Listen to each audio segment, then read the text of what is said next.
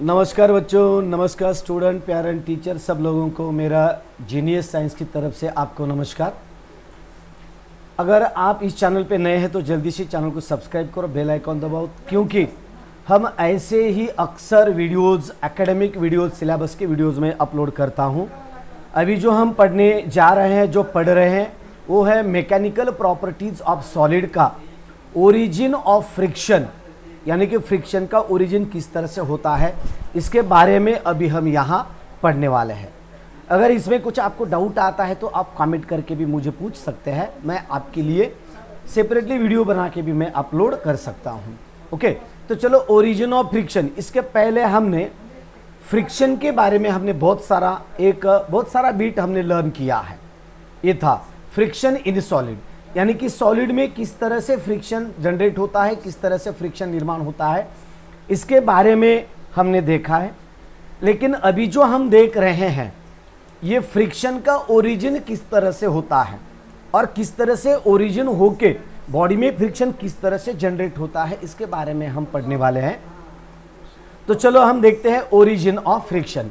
ये हुआ friction in solid के बारे में बहुत सारे बीट मैंने दिए हैं, बहुत सारा अच्छी तरह से मैंने आपको समझाया। तो अभी हम क्या करेंगे, फ्रिक्शन का ओरिजिन किस तरह से होता है, किस तरह से होता है, उसका एक एक पॉइंट करके मैं आपको ये बताने वाला हूँ। ये जो फ्रिक्शन का जो बीट है, ये पूरा हमारे बुक के मदद से, यानी बुक में जो कुछ भी पॉइंट हमें दिए गए हैं उसके हिसाब से मैं आपको ये लेने की कोशिश कर रहा हूँ। ओके, चलो मेरे जो नोट्स है उसके ऊपर, मेरे जो मटेरियल है, मेरा जो नोट्स है उसके ऊपर मैं स्पेशली वीडियो पढ़ाऊंगा, उससे स्पेशली मैं आपको पढ़ाऊंगा। If smooth surfaces are observed under powerful microscope. ये देखो, स्मूथ सरफेस यानी कि अगर आप ग्लास का भी सरफेस लेते हैं, कांच का भी सरफेस लेते हैं, तो उसके ऊपर बहुत सारे छोटे छोटे पोर्स होते हैं। Smooth surfaces are observed under powerful microscope. अगर हम किसी पावरफुल माइक्रोस्कोप के अंडर उससे थोड़ा सा ऑब्जर्वेशन करते हैं तो आपको छोटे छोटे जो बीट होते हैं उनके बारे में आपको एक छोटे पोर्स आपको देखने को मिलेंगे।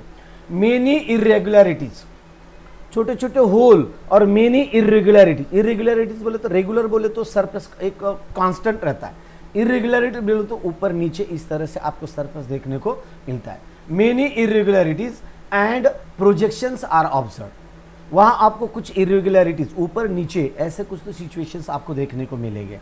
Okay, we can get observe, यानी कि आपको देखने को मिलेंगे। ओके, आगे क्या है, the friction arises due to interlocking of these irregularity. Interlocking बोले तो समझो अगर कोई ऐसे ग्रिप है, ऐसे आगे पीछे अगर सरकते हैं तो ऐसे ये ग्रिप एक दूसरे में इंटरलॉक हो जाते हैं इस तरह से, जैसे कि आप अपन करते हैं ना। जैसे अगर ये जो हमारे जो पाम है, ये पाम अगर हम इस तरह से घिसेंगे तो ये पाम भी इसके ऊपर जो रेगुलरिटीज रहती है अपने हाथ के ऊपर, वो इरेगुलरिटीज में भी दूसरी हाथ की इरेगुलरिटी जाके घुस जाती है और ये फ्रिक्शन क्रिएट होता है, एक फ्रिक्शन तैयार होता है।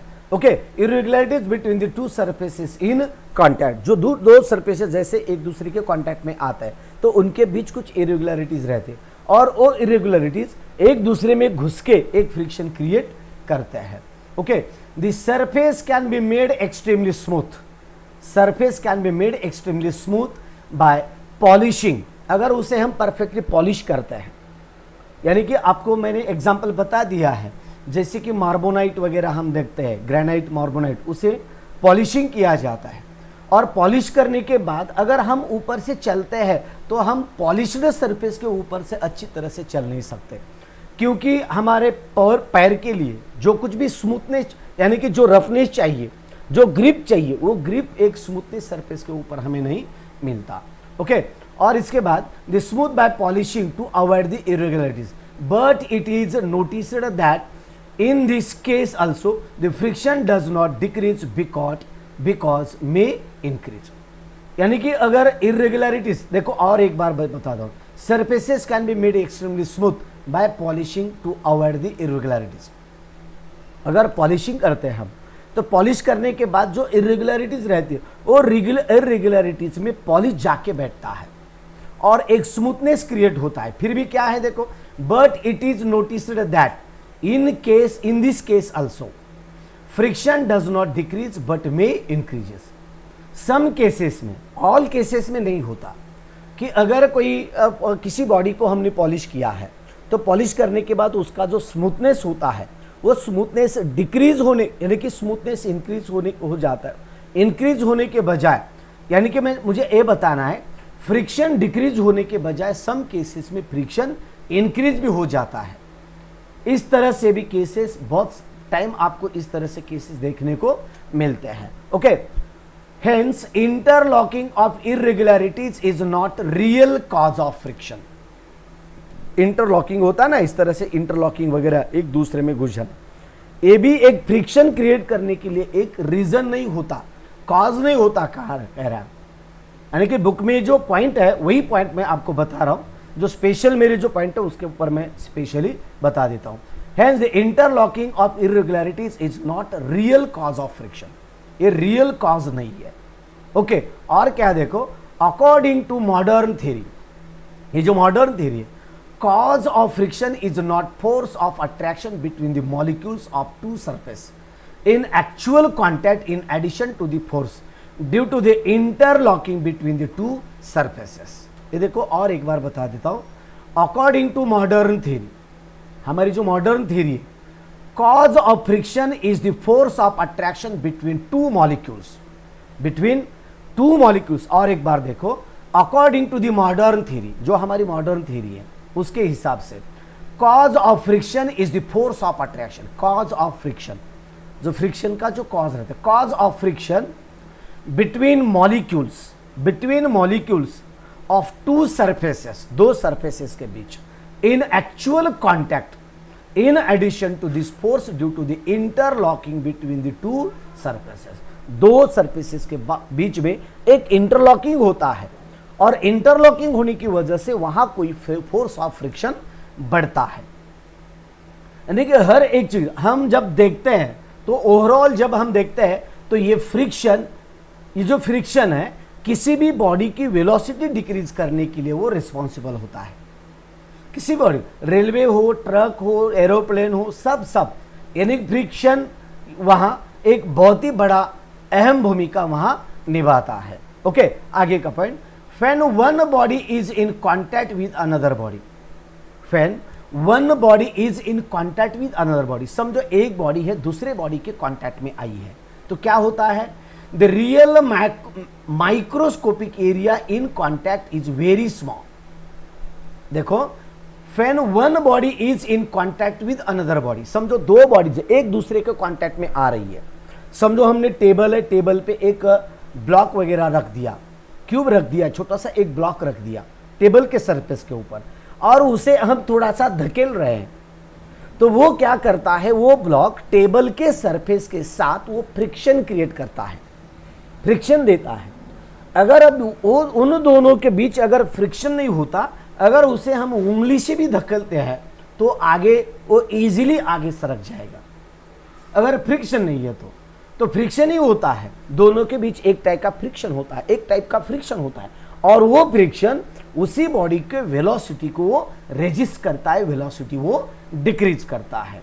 Okay, and then microscopic area in contact with very small due to irregularities in contact. Okay, following figure shows the microscopic view of two polished surfaces in contact. एक छोटी सी figure मैं आपको यहां दे रहा हूं और microscopic figure, microscopic contact, microscopic irregularities आपको वहां देखने को मिलेगी। ओके, ये देखो इरेगुलरिटी, इस तरह से ये इरेगुलरिटीज होती है, ये बुक में की फिगर में आपको यहां बता रहा हूं। ओके, ये इरेगुलरिटीज रहती है, लेकिन अगर इससे भी ज्यादा अगर आपको स्पेशली देखना है तो ये देखो मैं आपको यहां बता देता हूं इस तरह से।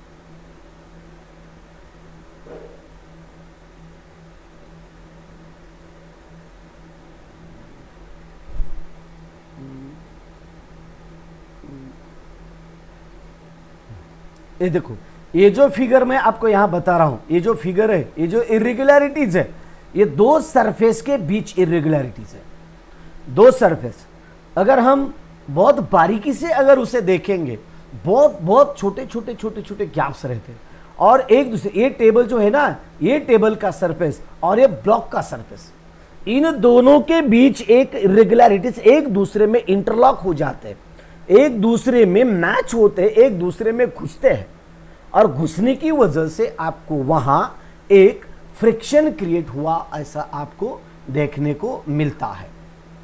ओके, तो इस तरह से मैंने आपको ये फ्रिक्शन के बारे में मैं आपको यहां बता रहा हूं। ओके, तो आगे का क्या है, देखो ये, देखो ये जो बीट है ये क्या है, देखो देन ये इस तरह से, ये जो गैप है ना, ये गैप एक दूसरे में, देखो ये इस तरह से एक दूसरे में घुस रहा है, एक दूसरे में घुस रहा है, वो इंटरलॉक हो रहा है, और इंटरलॉक होने की वजह से एक फोर्स ऑफ फ्रिक्शन वहां ज्यादा से ज्यादा क्रिएट होता है। Okay, due to small area, due to small area, okay, pressure at point of contact is very high. देखो ड्यू टू स्मॉल एरिया, छोटा सा स्मॉल एरिया जो कॉन्टैक्ट में आता है, वो pressure at points of contact is very high. जैसे कि जो गैप्स होते हैं, यानी कि 100% समझो, एक अभी अभी जो मैंने आपको ब्लॉक दिखाया था वो टेबल के ऊपर रखा था, वो 100% टेबल को वो चिपक जाता है क्या? नहीं, अंदर जो कुछ भी गैप्स होते हैं वो गैप्स उसे थोड़ा सा उठा के रख देते हैं, लेकिन कहीं जहां जहां इरेगुलरिटीज का प्रोजेक्शन होता है, प्रोजेक्शन पार्ट बोले तो इस तरह से छोटा सा बाहर निकाले वाला जो पार्ट रहता है उस बॉडी का, वो पार्ट नीचे के बॉडी के कांटेक्ट में आ जाता है।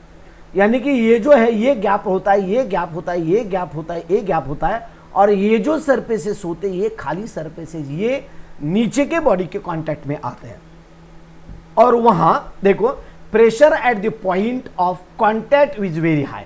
जहां जहां वो कांटेक्ट करता है वहां प्रेशर ज्यादा होता है। Hence there is strong force of attraction between the surface in contact. There is, यानी कि ये क्या बताया यहां आपको, there is a small area, देखो due to small area pressure at point of contact is very high, contact is very high, hence there is a strong force of attraction between these surfaces in contact। जिसके contact में आते वहां ज्यादा से ज्यादा force आपको देखने को मिलता है। Okay, if both the surfaces are of the same material, both the surfaces, देखो if both the surfaces are of same material क्या है, okay, both the surface same material, the force of attraction is called cohesive force. That force is called as cohesive force। ये दो type के force होते हैं, एक cohesive force होता है और दूसरा होता है अडहेसिव फोर्स। कोहेसिव फोर्स बोले तो अगर दो मटेरियल, यानी कि दो बॉडीज सेम मटेरियल के हैं तो दोनों के बीच जो कुछ भी फोर्स होता है उसे हम कोहेसिव फोर्स कहते हैं। अगर दो बॉडीज अगर डिफरेंट मटेरियल के होते हैं तो उसे कहते हैं हम अडहेसिव फोर्स। अडहेजन एंड कोहिजन आपको बॉटनी में होगा, बॉटनी में क्लासिफिकेशन ऑफ फ्लावर्स में, बॉटनी में फ्लावर के क्लासिफिकेशन में जो सेपल्स पेटल्स वगैरह फ्लावर के बारे में होते हैं, फ्लावर के बारे में जो सेपल्स, करोलाइन, करोला, सेपल्स, पेटल्स वगैरह, उनका जो कलेक्शन होता है, अगर करोला के ऊपर सेपल्स की अटैचमेंट होती है तो उसे अडहेजन कहा जाता है, बॉटनी में अडहेजन कहा जाता है। ओके, सॉरी कैलिक्स के ऊपर अगर दूसरा सेपल, यानी कि जो ग्रीन वाला पार्ट रहता है उसके ऊपर अगर कलर वाला पार्ट अगर एडजस्ट होता है, चिपक के रहता है, यानी चिपक के वो तैयार होता है, तो उसे कहा जाता है अडहेजन। और कलर्ड पार्ट के ऊपर अगर कलर्ड ही पार्ट अटैचमेंट है तो उसे कहते हैं हम कोहेजन कहते हैं वहां। उसी तरह से ए भी है, देखो, then if both the surfaces are same material the force of attraction is called cohesive force. Okay, और then while if the surface are of different materials, दो different materials के, the force of attraction is called adhesive force। the force of attraction, जो कुछ भी force of attraction रहता है उसे हम क्या कहते हैं, adhesive force कहते हैं। that force is called as adhesive force। okay, and then when the surface in contact when the surfaces in contact become more and more smooth, जब ज्यादा से ज्यादा कांटेक्ट में आ जाएंगे तो वो क्या होते हैं, ज्यादा से ज्यादा स्मूथ बन जाते हैं। Okay, the actual area of the contact goes on increasing. देखो मैं क्या बता रहा हूं, when the surfaces in contact, surfaces अगर कांटेक्ट में आ जाते, पूरे के पूरे कांटेक्ट में आएंगे तो क्या होगा, becomes more and more smooth, बराबर है ना। सरफेस अगर ज्यादा से ज्यादा कांटेक्ट में आ जाते एक दूसरे के तो वो मोर एंड मोर स्मूथनेस होते हैं। एग्जाम्पल बता देता हूं आपको मैं एक कांच का ब्लॉक है और अगर आप कांच के ही सरफेस के ऊपर रखोगे तो दोनों का ही सरफेस बहुत स्मूथ होता है, वहां इरेगुलरिटीज नहीं होती, और इरेगुलरिटीज नहीं होने की वजह से वो स्मूथनेस आपको देखने को मिलता है। That is called as smoothness. Okay, the actual area of contact goes on increasing. The actual area of contact goes on increasing. Actual contact जो रहता है उसका गोज ऑन इंक्रीजिंग, वो इंक्रीज हो जाता है। Okay, 10th point, due to this the force of attraction between the molecules, due to this the force of attraction between the molecules increases. वो molecule के बीच फोर्स ऑफ अट्रैक्शन इंक्रीज होता है, and hence the friction also increases, और वहां का friction भी increase होता है दोनों के कांटेक्ट में आने के बाद इरेगुलरिटी की वजह से। पुटिंग सम ग्रीसेस, और वो फ्रिक्शन कम करने के लिए हम क्या करते हैं, उनके बीच कुछ फ्रिक्शन कम करने के लिए कुछ फ्रिक्शनलेस मटेरियल हम वहां पोर करते हैं, वहां बिठा देते हैं। पुटिंग सम ग्रीसेस और other lubricants, greases and other lubricant a different material between the two surfaces reduce the friction. त्याला आपण वंगण असे म्हणतो, लुब्रिकंट म्हणतो आपण त्याला, आणि त्या दोन बॉडीच्या दरम्यान तो लुब्रिकंट ठेवला जातो, आणि तो लुब्रिकंट दिल्याच्या नंतर निश्चितच त्यामध्ये आपणास एक वेगळ्या प्रकारचा चेंज आपणास तिथे पाहायला मिळत असतो। काय डाऊट आहे तुम्हाला यामध्ये? तर अशा पद्धतीने लुब्रिकंट तो फोर्स ऑफ फ्रिक्शन डिक्रीज करत असतो, तो फोर्स ऑफ फ्रिक्शन तो डिक्रीज करतो, आणि तो डिक्रीज करत असल्यामुळे ही प्रक्रिया आपणास इथे पाहायला मिळत असते, म्हणजे स्मूथनेस तिथे क्रिएट होत असतो। ओके, आता पुढे पाहूया, आता पुढे काय आहे, टाइप्स ऑफ फ्रिक्शन पाहूया आपण, ठीक है ना। टाइप्स ऑफ फ्रिक्शन, अब ये टाइप्स ऑफ फ्रिक्शन बोले तो क्या है, देखो the static friction means force. Types of friction मैं आपको बता रहा हूं, इनमें से मैं आपको फर्स्टली बता देने वाला हूं static friction. Different types of friction है, उसमें से मैं आपको यहां स्टैटिक के बारे में अभी यहां बता देता हूं। स्टैटिक फ्रिक्शन, ओके, तो क्या है देखो स्टैटिक फ्रिक्शन एक मिनट,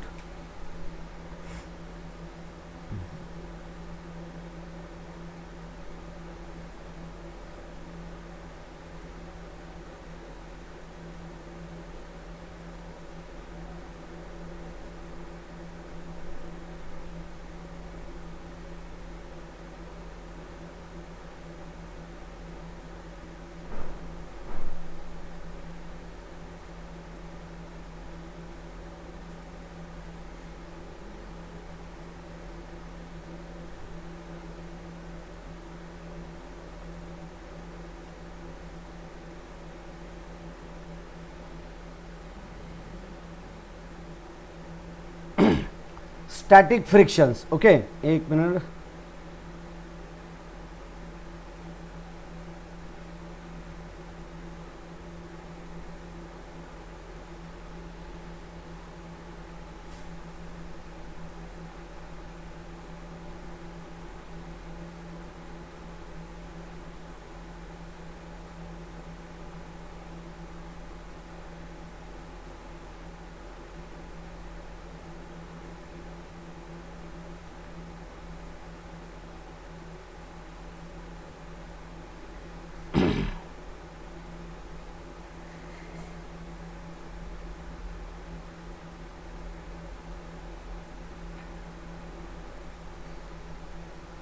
ओके, स्टैटिक फ्रिक्शन। तो इस तरह से आपको ये स्टैटिक फ्रिक्शन में अभी यहाँ बता रहा हूँ। ओके, इसके जो टाइप्स है, ये टाइप्स बोले तो काइनेटिक फ्रिक्शन है, वगैरह, उसके बाद रोलिंग फ्रिक्शन है। ऐसे डिफरेंट टाइप्स ऑफ फ्रिक्शन में एक आपको बताने वाला हूं। तो अभी हम देखते हैं स्टैटिक फ्रिक्शन। देखो, सपोज अ वुडन ब्लॉक, एक वुडन का ब्लॉक है। हमने क्या किया, इस तरह से एक वुडन का ब्लॉक है। देखो मैंने यहाँ बुक में जो फिगर है वही फिगर मैंने आपको यहाँ दिखाई है। तो ये एक इस तरह से ब्लॉक है और एक टेबल के ऊपर हमने रखा है। देखो, suppose a wooden block is placed on a horizontal surface, एक हॉरिजॉन्टल सरफेस के ऊपर, as shown in following figure, जो आप यहाँ देख रहे हैं। A small horizontal force is applied to it, उसे स्मॉल हॉरिजॉन्टल फोर्स हम अप्लाई कर रहे हैं। The block does not move with this force as it can not overcome the frictional force between the block and horizontal surface. देखो, the block does not move, block move नहीं करता हो। The block does not move with the force as it cannot overcome the frictional force between the block and horizontal surface, between the block and horizontal surface, दोनों के बीच के ऊपर। okay, block does not move with this force as it cannot overcome the frictional force between the block and horizontal surface, यानी कि दोनों के बीच एक type का फोर्स ऑफ फ्रिक्शन आपको देखना। वही तो मैंने अभी तक आपको बताया ओरिजिन ऑफ फ्रिक्शन में, यानी कि दोनों के बीच एक टाइप का फोर्स ऑफ अट्रैक्शन होता है। Okay, in this case the force of static friction is equal to F, force of static friction is equals to F होता है, and it balances it, और वो बैलेंस हो जाता है। कैसे? the frictional force which balances applied force, the frictional force which balances applied force when the body is static, when the body is static, the force called the force of static friction। और एक बार बता देता हूं, the frictional force which balances applied force, the frictional force क्या करता है, applied force को वो बैलेंस कर देता है। when the body is static is called force of static friction। और दूसरी शब्दों में क्या है, in the other word the static friction prevent the sliding motion, यानी कि एक बॉडी को अगर वो स्टैटिक रख देता है, एक जगह पे वो स्थिर रख देता है, हिलने नहीं देता, तो उसी फ्रिक्शन को हम कहते हैं स्टैटिक फ्रिक्शन। बहुत इजी पॉइंट है। The friction, the frictional force which balances, balances बोले तो वो आगे ही आने नहीं देता, सामने ही जाने, मैंने कि आगे नहीं जाने देता या पीछे नहीं सरकता हो। बॉडी जिस जगह पे हमने रखी है उस जगह पे वो रहती है। When the body is static is called force of static friction, उसे हम force of static friction कहते हैं। In other words, the static friction prevent the sliding motion, और स्लाइड होना उसे क्या किया जाता है, प्रिवेंट किया जाता है। बॉडी को इजीली वो स्लाइड होने नहीं देता। ओके, एंड देन इस तरह से जो मैं आपको यहाँ बता रहा हूँ, अगर हॉरिजॉन्टल सरफेस अगर हम उसे रख देते तो बॉडी अगर वो खुद होके जगह नहीं बदल रही है, उसी जगह पे वो बैठती है, तो उसे कहते हैं स्टैटिक फ्रिक्शन कहते हैं। ओके, और क्या है देखो, आगे का पॉइंट मैं आपको बता देता हूं। Then if we keep increasing force, अगर उसके ऊपर हम फोर्स इंक्रीज कर रहे हैं तो क्या होगा, अ स्टेज विल कम, एक स्टेज आएगी, when the F is equals to F max, F is equals to F max. इसका अर्थ, इसका मीनिंग आपके समझ में आ रहा है क्या? एक मिनट है, इसका मीनिंग है, देखो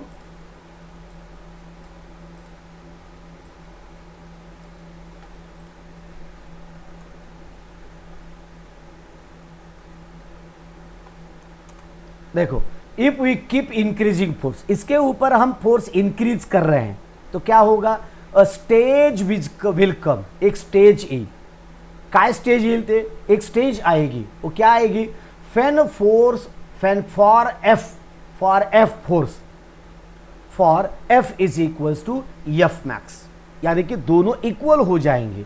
the object will start to moving, एक थोड़ा सा एक्स्ट्रा फोर्स मिलेगा तो बॉडी क्या करेगी, स्टार्ट टू मूविंग, वो बॉडी आगे चलेगी, आगे सरकती जाएगी। Okay, and then that for F is less than F max, F is less than F max, the force of static friction is equal to F, the force of static friction is equals to F बन जाता है, वो equal हो जाता है। Okay, that F, देखो यहां क्या बता रहा हूं, F is less than F max, अगर F is less than F max होता है, the force of static friction is equal to F, यानी कि थोड़ा सा बदल पड़ेगा तो बॉडी जस्ट मूविंग होगी। ओके, सेंटेंस में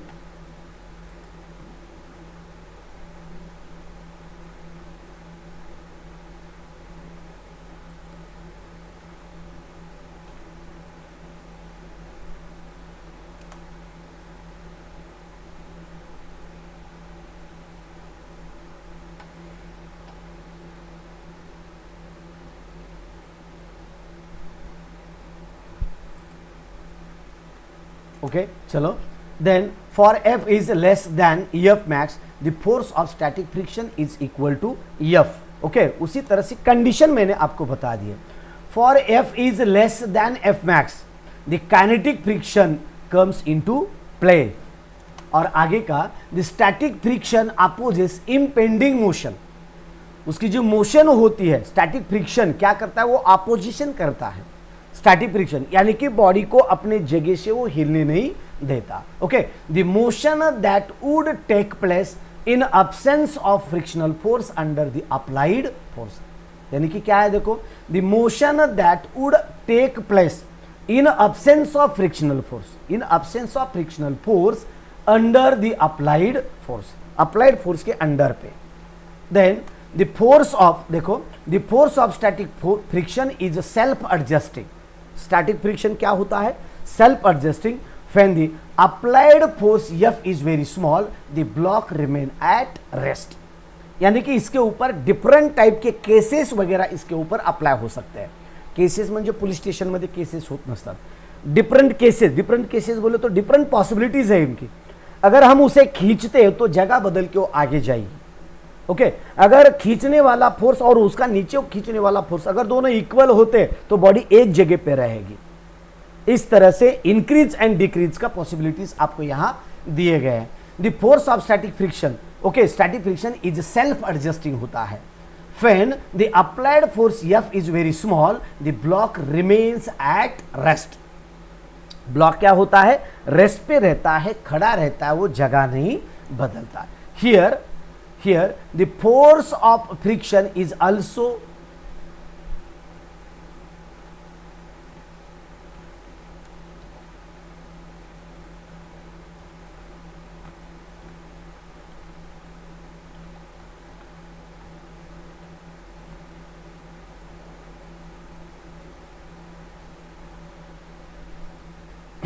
चलो कुछ तो लोग okay, here the force of friction is also small. Force of friction कैसा, अगर स्मॉल है तो when F is increased by small value, just small value से वो इंक्रीज होता है। The block remain still at rest, okay, rest as force of friction is increased to balance the applied force. उसे थोड़ा सा हमने इंक्रीज किया applied force के साथ उसे बैलेंस करने के लिए। Okay, if the applied force is increase, just हमने इंक्रीज किया तो क्या होगा, the friction also increases, friction भी इंक्रीज होगा and reaches the maximum value, और मैक्सिमम वैल्यू पे जाएगा, और मैक्सिमम वैल्यू पे जाने के बाद वो एक जगह पे रुक जाएगा वो। Okay, the just before the body start sliding, okay, over another body the value of frictional force is maximum, it is called as limiting force of friction, यानी कि उसे एक लिमिट होता है। और एक बार बता देता हूं, the applied force is increase, applied force हमने इंक्रीज किया। Okay, then the friction also increases and reaches the maximum value, friction भी उसका इंक्रीज हो जाएगा और एक मैक्सिमम वैल्यू तक वो पहुंच जाएगा। Okay, just before the body starts, just before the body starts sliding over another body, दूसरे बॉडी के ऊपर वो जस्ट स्लाइड होना शुरू करेगी। The value of frictional force is maximum, जब वो स्लाइड करना शुरू करती है तो उस वक्त उसका फ्रिक्शनल फोर्स बढ़ता है, और it is called as limiting force of friction, limiting force of friction कहते हैं हम उसे।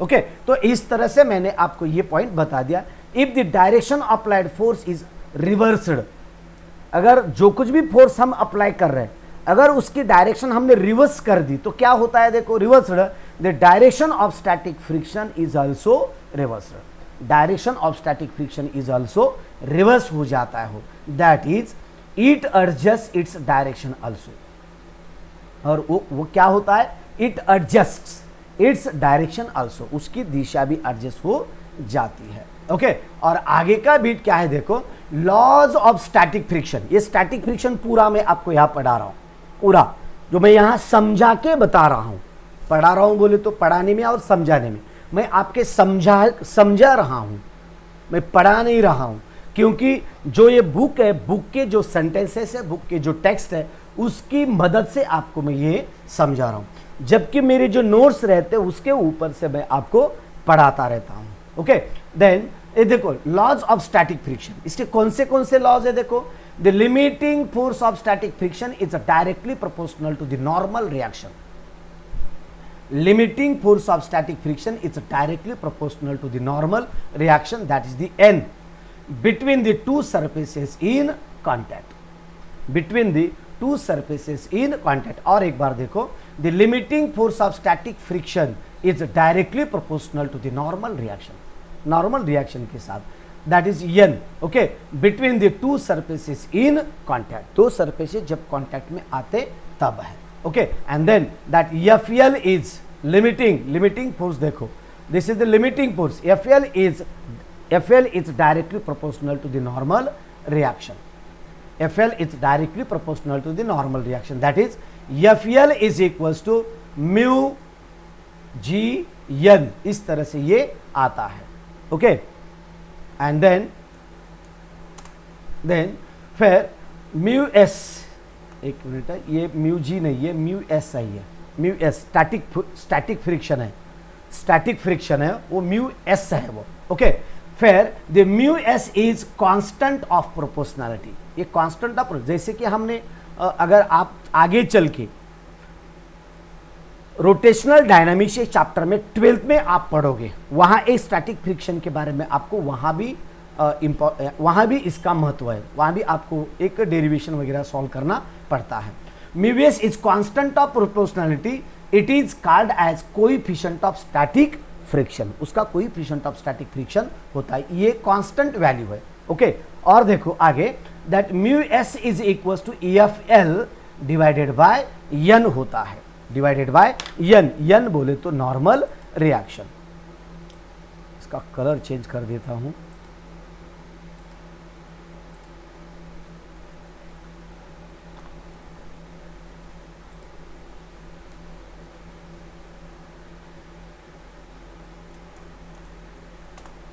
ओके फिर mu S is constant of proportionality, इसे क्या कहते हैं हम, कांस्टेंट ऑफ प्रोपोर्शनैलिटी कहते हैं। It is called as coefficient of static friction, इसे हम कोएफिशिएंट ऑफ स्टैटिक फ्रिक्शन ऐसा कहते हैं।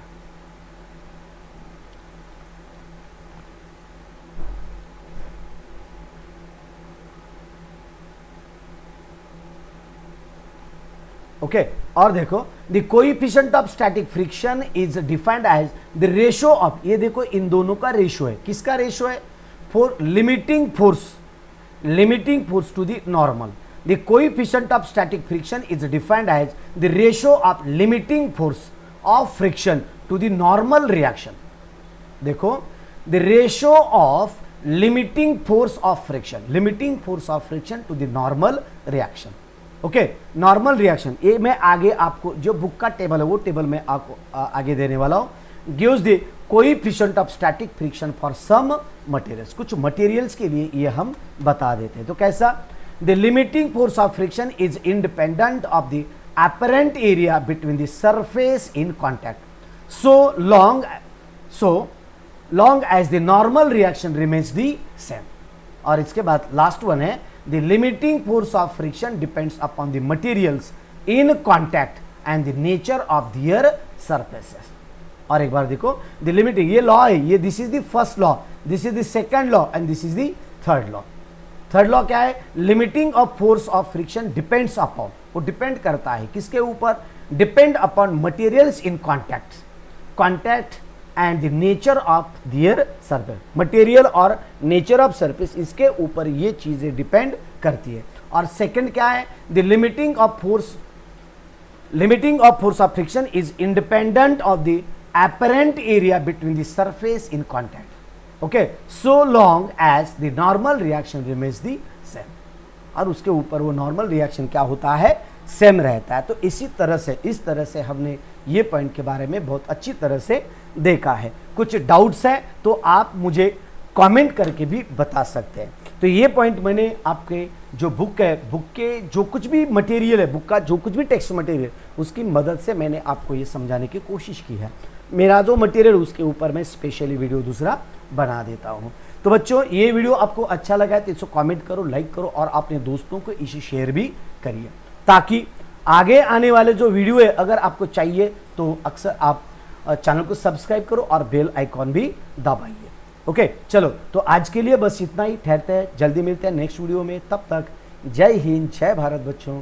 Bye bye, take care.